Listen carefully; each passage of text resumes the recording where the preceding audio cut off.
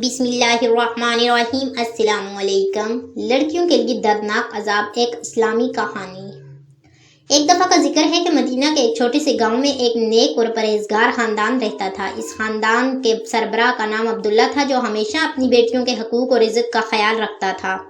عبداللہ کی دو بیٹیاں تھیں، عائشہ اور فاطمہ۔ عبداللہ نے انہیں اسلامی تعلیمات کے مطابق تربیت دی تھی اور انہیں سمجھایا تھا کہ اسلام میں عورت کو کتنی عزت اور مقام دیا گیا ہے۔ عائشہ اور فاطمہ جوان ہو چکی تھی اور اب ان کے رشتے کے بارے میں خاندان میں باتیں ہونے لگی۔ عبداللہ نے اپنی بیٹیوں سے کہا، بیٹیوں، اسلام میں عورت کی رائے کو بہت اہمیت دی گئی ہے۔ تمہارے لیے جو بھی فیصلہ کیا جائے وہ تمہاری مرضی کے مطابق ہوگا۔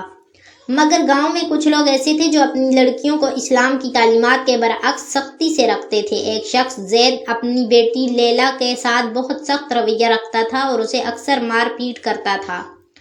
لیلا کے دل میں اسلام کی محبت تھی، مگر اس کا دل ٹوٹا ہوا تھا کہ اس کا والد اس کے سامنے ایسا سلوک کر رہا ہے۔ ایک دن اس نے ہمت کر کے اپنی ماں سے پوچھا، اماں، کیا اسلام میں بیٹیوں کے ساتھ اس طرح کا سلوک جائز ہے؟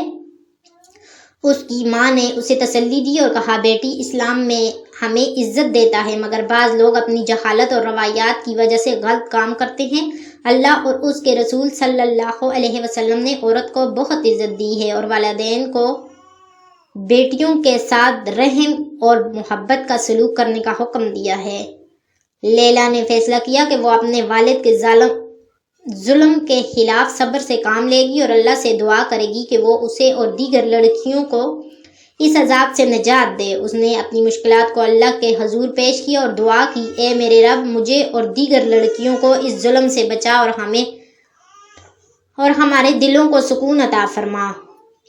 کچھ وقت گزرا اور عبداللہ کو لیلا کی حالت کا پتہ چلا۔ عبداللہ نے زید کو سمجھایا اور کہا، بھائی، اسلام ہمیں لڑکیوں کے ساتھ محبت اور عزت کا سلوک سکھاتا ہے۔ رسول اللہ صلی اللہ علیہ وسلم نے فرمایا ہے کہ جس نے دو بیٹیوں کی پرورش کی اچھے طریقے سے کی، وہ قیامت کے دن میرے ساتھ ہوگا۔ زید کو اپنی غلطی کا احساس ہوا اور اس نے اللہ سے معافی مانگی اور اپنی بیٹی کو سینے سے لگایا۔ یہ کہانی اس بات کو واضح کرتی ہے کہ اسلام میں لڑکیوں کی عزت اور ان کے حقوق کی اہمیت بہت زیادہ ہے۔ اللہ اور اس کے رسول اللہ صلی اللہ علیہ وسلم نے عورت کو ہر قسم کے ظلم و ستم سے محفوظ رکھا ہے اور معاشرے کو یہ پیغام دیا ہے کہ بیٹیوں کو رحمت سمجھا جائے اور ان کا خیال رکھا جائے۔ یہ کہانی ہمارے معاشرے کے ان لوگوں کے لیے سبق ہے جو اپنی بیٹیوں کے ساتھ اسلامی تعلیمات کے خلاف سختی کرتے ہیں۔ اللہ ہمیں سمجھ دے کہ ہم اپنی بیٹیوں کو عزت دیں، ان کی تربیت اسلامی اصولوں پر کریں اور انہیں ہر قسم کے عذاب سے محفوظ رکھیں۔